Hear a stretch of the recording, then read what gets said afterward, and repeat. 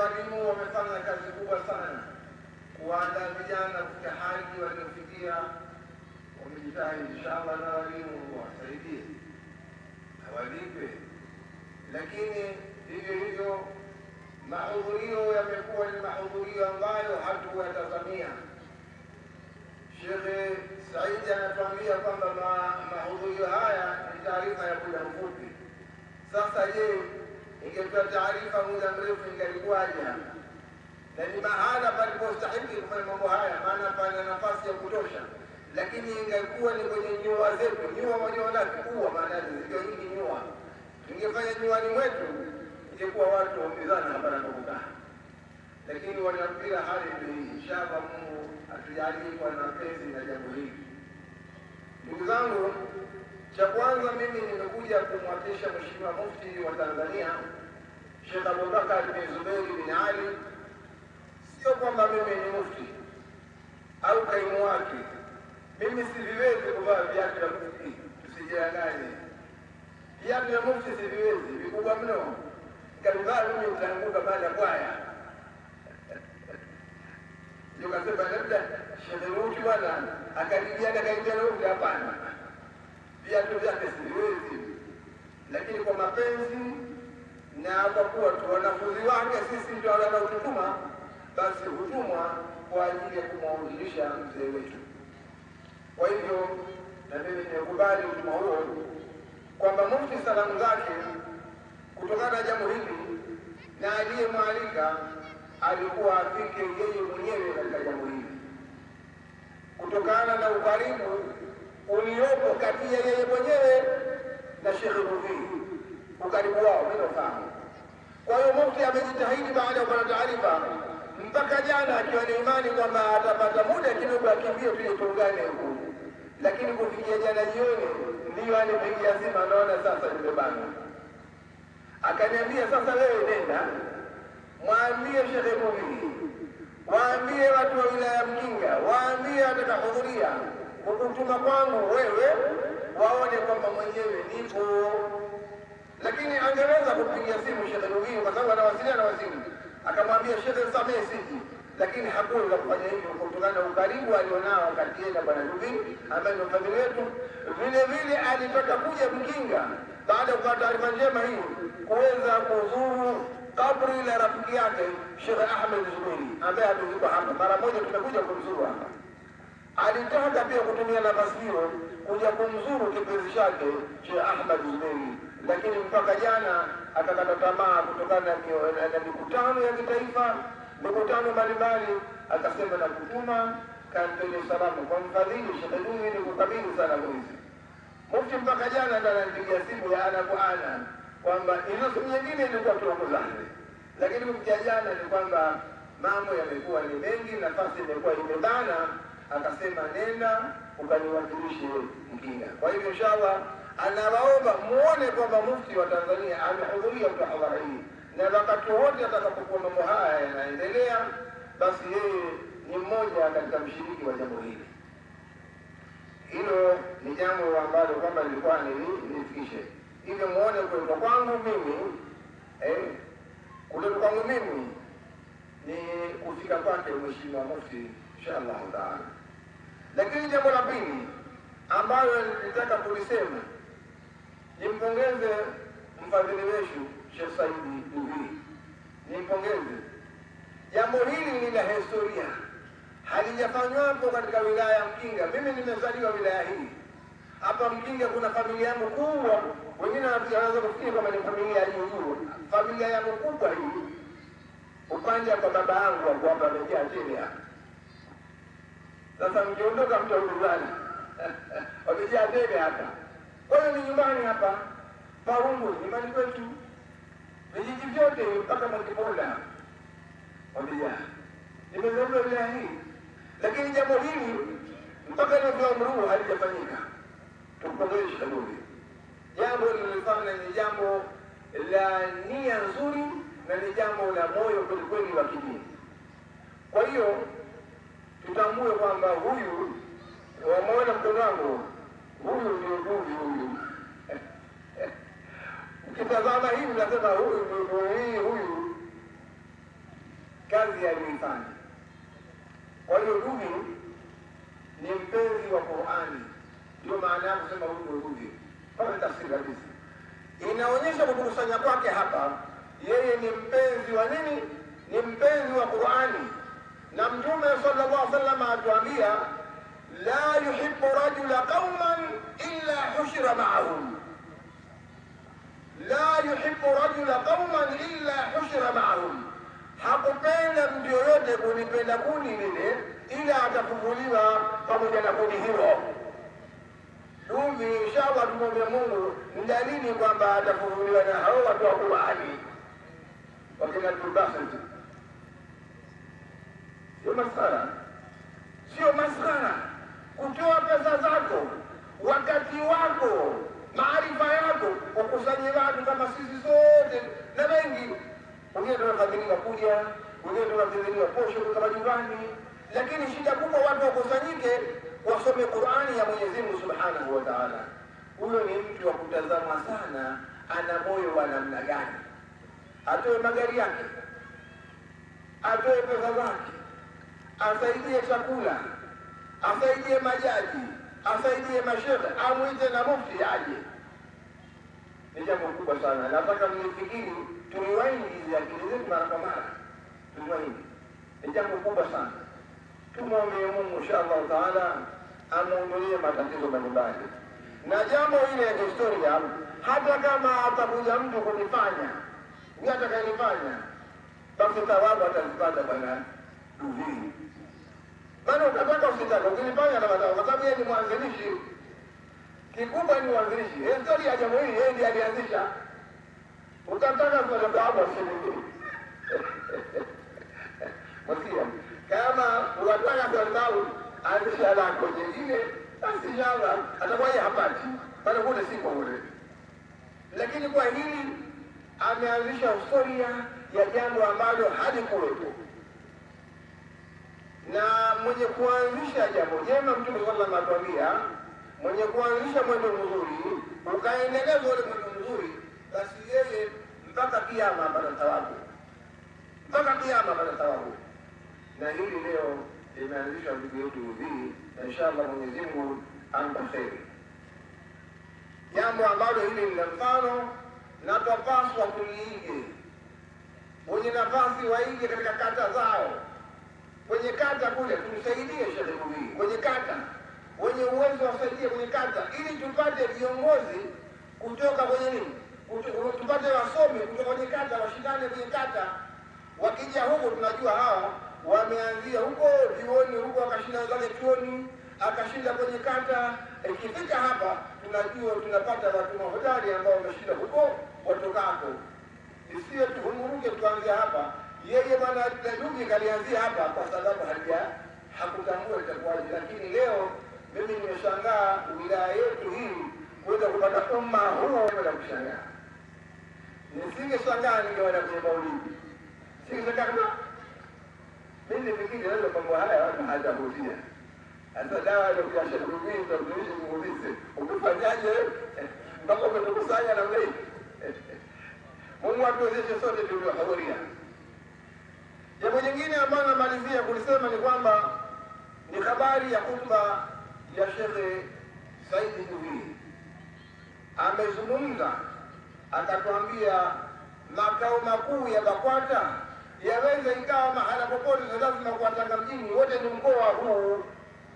Hilo jambo tuondoke nalo. Ilifurahi siku ile kinafunguliwa chuo pale pale Gomero, nimefurahi sana. Na ni hotuba ya Mheshimiwa DC. Pale kipaumbele kwanza patakiwa kuingia watoto wa wilaya ya Mkinga. Ndio je kipaumbele cha pale. Wakati tuna bandari inapanuliwa pale, Mheshimiwa mkuu wa mkoa akaniambiaje? Kaniambia shekhe, himiza watu kusoma. Wasome vijana. Wahimize watu wajifundishe mambo ya biashara, kwa sababu pale mafuta Chongoleani wakishakuwa tayari watahitaji wafanya kazi. Namba moja, atakiwa watoto wa Tanga. Tanga ni pamoja na huu na Mkinga, wafanya biashara mboga, wakafanya biashara ya chakula, wakakae Mosini na Ulinzi, wakijiondoa kujaruga mgambo waende pale.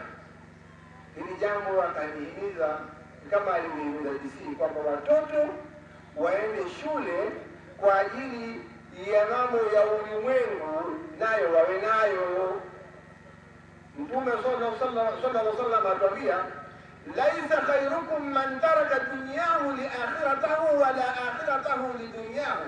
Hakuwa mbora wenu, laisa khairukum man taraka dunyahu, si mbora wenu yule mwenye kuacha mambo ya ulimwengu hashughuliki na chochote katika mambo ya ulimwengu, hafanyi kazi, hasomi, hana lolote. Li akhiratahu, ukimuuliza kwa mimi natafuta akhira kwa nenda peponi. Yeye hata kazi afanye, shi yake pepo tu. Atakaopata chakula nani? Atakaojenga nyumba nani? Wala akhiratahu li dunya, wala mtu kupata akhira akawa saa zote kukize na ulimwengu, kukize ulimwengu. Hii haja ya Mola wenu. Mtume akwambia hata yusiba minhuma jamia, mpaka mtu atakayote mawili haya alenayo. Kaja mtu azungumza Kiingereza, unazungumza naye sio akimbia. Akaja mtu azungumza Kiarabu, wazungumza naye sio akimbia. Macho yako yanaona kule. Kuna sehemu nyingine zimeandikwa warning kwa Kiingereza. Sasa wewe utakuwaje? Lazima ujitahidi vitu vyote uvisome, ujuzi mbalimbali ujifundishe, maana elimu ni ujuzi mbalimbali unao. Namalizia kwa kuwatolea hadithi moja. Wakati mmoja alikuwepo mwanachuoni mmoja, shekhe mmoja mkubwa sana. Yeye au mashaka ya mtukufu atenda na katabu na hii ule ushauri na hiyo vilemba. Mimi naona nguo zote hizi za kilemba kimoja. Sasa yule shekhe wakati nyuma akawa ni msafiri, anasafiri kwenda safari za zamani. Ilikuwa zamani watu wakisafiri kutumia majahazi, sio kama zamani. Kwa hiyo yule shekhe akaenda jikoni. Jikoni ni sehemu na wazee wa mabadiliko. Mwanangu yule akaniambia ana ujibu na huko, lakini anajua mabadiliko. Jikoni ni mahala watu kama wanaposubiri madau yale, pale wanafikira madau, mafiri pale jikoni. Kule Kenya yao ita jikoni. Jikoni ni Kiarabu, ni kijiji, unasikia lakini jikoni. Sasa yule shekha aliposimama pale kumsafiri, mara ikaja jahazi kuna safari, akalisimamisha. Aliposimamisha, shekha akakaribishwa ndani ya jahazi lile kwa heshima kubwa kabisa. Alipoingia ndani ya jahazi, shekha ikawa kazi yake ni kusoma vitabu vyake, bwana habari na mtu. Lakini alipomwona yule kijana ambaye ni nahodha wa ile jahazi, sio kama vijana sisi, yeye ovyo ovyo, suruali ovyo ovyo, shekha akakerwa na lile jambo.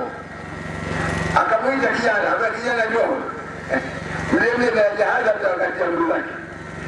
Alipomwita mwambie kijana, wewe unawahi kusoma Qur'ani? Kijana anaambia sijawahi kusoma Qur'ani. Shekha akamwambia, hujasoma hata alifu hujui? Amwambia hata alifu sijui. Amwambia hujui chochote? Amwambia sijui chochote. Amwambia umepata hasara sana kijana. Wewe una hili jimote kufuoni. Umepata hasara, basi nenda zako. Kaja akarudi kijana kwenye ustani wake, kumjibu bwana mkubwa yule, akawa jahazi linakwenda. Uruko mbele sasa, ukatokea dharuba. Dharuba ambayo lazima jahazi lizame hadi lilotokea. Jinsi lililotingishwa jahazi lazima lizame. Yule kijana akarudi kwa shekhe. Shekhe, baba, wajua kuogelea? Shekhe ambaye sijui hata kidogo. Shekhe ambaye sijui ambaye patana sana. Baada ya mambo, angalia uzuri wa ilmu. Hapaswi mtu kudharau ilmu yote, kuwa nayo ilmu. Maana ilmu kuwa nayo ujuzi, halafu fanya mambo yako. Hata kama ni lugha ya mtu kujifundisha, jifundishe. Sasa shekhe yafa na vitabu vyake. Lakini lao analikuwa elimu ile nayo. Sasa utaangalia ile kati ya yule shekhe na yule ya nini? Na yule kijana alipata hasara na kijana wagorea. Kwa hiyo natufundisha riwaya hii kwamba tujifundishe elimu mbalimbali. Elimu mbalimbali, hata ikiwezekana kwenye madarasa zetu tuweke usalamala. usaramana wa ufundi ambao unahitaji kuchonga miti, inapatikana na elimu nyinginezo mbalimbali. Kwa hiyo mwisho kabisa ni muunge mkono wa Mheshimiwa DC kwamba tujifundishe elimu zote, tuwafundishe vijana wawe nazo, kwa sababu elimu zote, kuna elimu ya akhira na elimu yetu ya sekula hii, lazima tujifundishe tuwe nazo. Lakini jambo lingine la mwisho, Mheshimiwa, katika lile lilikuwa nimeanza kusema na kusema makao makuu ya BAKWATA inaweza kwa mahala pote, na mshukuru sana kulisema hilo. Lakini tulikuwa na shida sana, Mheshimiwa Mkuu, mfadhili wetu, tulikuwa na shida, hata mufti anaijua. Viongozi wangu wa BAKWATA leo nitawashtaki kwa mfadhili. Tuna miaka haipungui sasa hivi 30 tangu mimi mwenyekiti wa BAKWATA wa mkoa, miaka ya 10 sio 10 ngapi, tangu Sheikh Wilaya Pangani miaka 31, mimi miaka 31 ni mwenyekiti wa elimu wa wilaya Pangani, miaka 31, miaka 15 si 20 niliongoza mkoa, mwenyekiti wa BAKWATA, Sheikh wa mkoa. Shida tulionayo hapa ni hii ile yetu ya Mkinga, hatuna msikiti wa wilaya miaka zaidi ya 15, na waita viongozi wangu, njooni huku Makwamia. Wapi? Wilaya zote zina msikiti mkuu. Tuna ardhi hapo, Mheshimiwa wa wilaya, pamoja barabarani hapa, na bahati nzuri ndio kudanganya vizito wote na Mheshimiwa ni kiongozi wa wilaya naye hapa, Sheikh Ali Zuberi. Nikizungumza kule, ikija watu walibadilika katika kidogo, anaambia Sheikh nimefika juzi. Nikizungumza tena nje kwani na kaka mwaka mmoja leo zukia tena ndio tutapeka hapa karibu mpaka nazeeka. Sasa mimi nadhani Mheshimiwa, kwa nia yako nzuri, umefika wakati sasa pale mahala na pamoja na mkuu, na mimi hilo naliacha kwenu na Mheshimiwa Mufti, na Karona analijua, Mheshimiwa Mufti analijua. Mpaka sasa siku moja nilipokuja kumwambia dua marehemu pale, ikawa alipouliza swali hilo nikashindwa kupata majibu, na mimi nikiwa nimezaliwa wilaya hii. Naomba viongozi mtemacho sana wilaya hii pale kupatikana msikiti, kwa sababu ukipatafika wageni anaweza akaja Mheshimiwa Rais. Mheshimiwa Rais atakuja wakati wote pale tena, kwa msikiti kwa Ijumaa amekuja Mheshimiwa Rais akatusaidia sana. Mungu amweke mahala pema katika kiti chake, amweke mahala pema katika kiti chake, ametusaidia pale. Wilaya yetu ya Muheza tumekwenda pale na viongozi wa serikali, tumeweza kunyanyua msikiti wa ghorofa pale, kwenda mimi, mzee Ali Hassan Mwinyi, Mungu amrehemu, hata aliko na viongozi wengine, akina Bwana Adaji ni mtu pale, na Rajabu na kina mzee Mahita yao ikaweza kusaidia. Kuna msikiti wa ghorofa wa namna yake na ni kila wilaya, lakini sisi tumepata ardhi hapa kubwa. Viongozi wa serikali huruma na dini, lakini wasingekuwa na huruma, ile sehemu wangetoa ikaendelezwa. Kwa hiyo viongozi wa serikali niwashukuru sana kwa huruma yenu, lakini sasa tunaomba ufadhili. Mufti akija hapa aliweke jiwe la msingi, basi hata kama amefika matofali manne, mimi ndio aibu, bali kila siku wazao wanabia nenda limalima malima na nini mkoa ngono. Naliacha hilo kwa Mheshimiwa mkuu wa wilaya, naliacha kwa mfadhili wetu, na Chaime ni yupo ambaye yuko karibu sana na jambo hilo. Mheshimiwa wanasema kuhusu msikiti wetu pale, msikiti wa wilaya. Tukianza wilaya pale, ni rahisi mimi kushawishi kwamba tuweke makao makuu pale, kwa sababu hatuna eneo kubwa la kutosha la kufanya kama sasa. Kwa hiyo sasa hiyo ndoto aliyokuanzia shekhe inawezekana kabisa. Kwa eneo kubwa tukiweka pale na ofisi ya makao makuu itakuwa pale. Kwa kweli mtu wa huko sisema umependelea na ngoja kuongosha ndio, lakini nitapenda inshallah kusema hayo, nimalizie sasa kuwashukuru sana, na inshallah Mwenyezi Mungu atujalie umoja. Lakini kabla ya yote tusomeni dua ya pamoja, tunaomba dua Mheshimiwa Rais wa Jamhuri ya Muungano wa Tanzania, kwa sababu hapa kuna mkusanyiko, kuna mawalii, kuna watoto wadogo.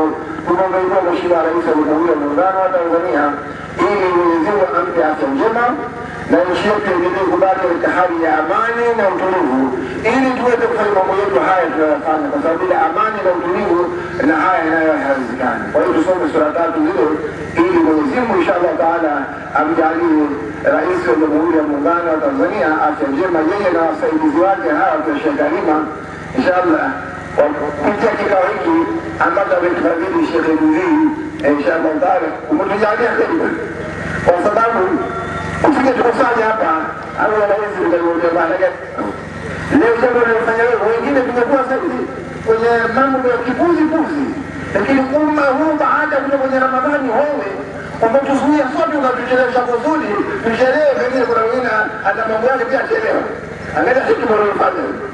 Jana ilikuwa siku ya kula na kupumzika, leo ndio siku ya vurugu. Wewe kukusanya hapo ya watuchelewesha kusudi, ukitoka hapa tupiga mchele. Mungu akubariki inshallah. Bismillahir Rahmanir Rahim. Wal 'asri innal insana lafi khusr illa alladhina amanu wa 'amilus salihat wa tawasaw bil haqqi wa tawasaw bis sabr. Bismillahir Rahmanir Rahim. لإيلاف قريش إيلافهم رحلة الشتاء والصيف فليعبدوا رب هذا البيت الذي أطعمهم من جوع وآمنهم من خوف. بسم الله الرحمن الرحيم. قل أعوذ برب الفلق من شر ما خلق ومن شر غاسق إذا وقب ومن شر النفاثات في العقد ومن شر حاسد إذا حسد.